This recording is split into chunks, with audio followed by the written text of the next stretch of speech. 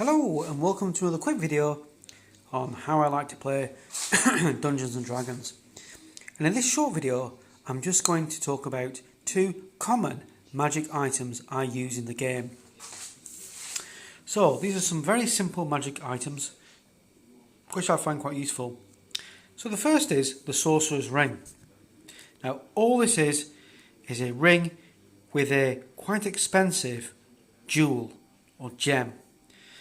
Like, for example, set with a ruby, which, is considerable value, say something like 500 gold pieces. But the thing with the ring is, it has a magical property, and that it allows the magic user to roll with advantage once per session for any magical roll. So that could be a magical effect, it could be the spell cast, anything to do with magic. The magic user can roll once with advantage, once per session. Not more than that. And that's the Sorcerer's Ring. The second is my alternative to the Sword Plus 2. Often you get the Sword Plus 2 in the game.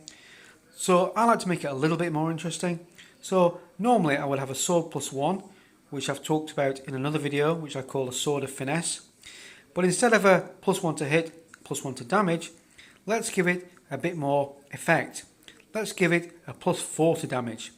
Now, you could also make this explosive to, for example, the undead, which is, a common enemy in the game. So, if it rolls a 4, it gets to roll again. This is suddenly becomes a very powerful weapon against the undead. Along with that, you could give it D4 jewels. Not as expensive as these, but, considerable value. And maybe one additional quality. So, considering it's against the undead, why not give the sword the light spell, which can be used once per session. Okay, so those are two very simple magic items that I like to use in the game.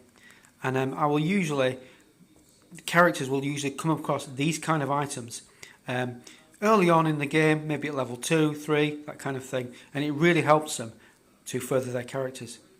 Okay, I'll talk more about other magic items in other videos. Bye for now. Thank you very much.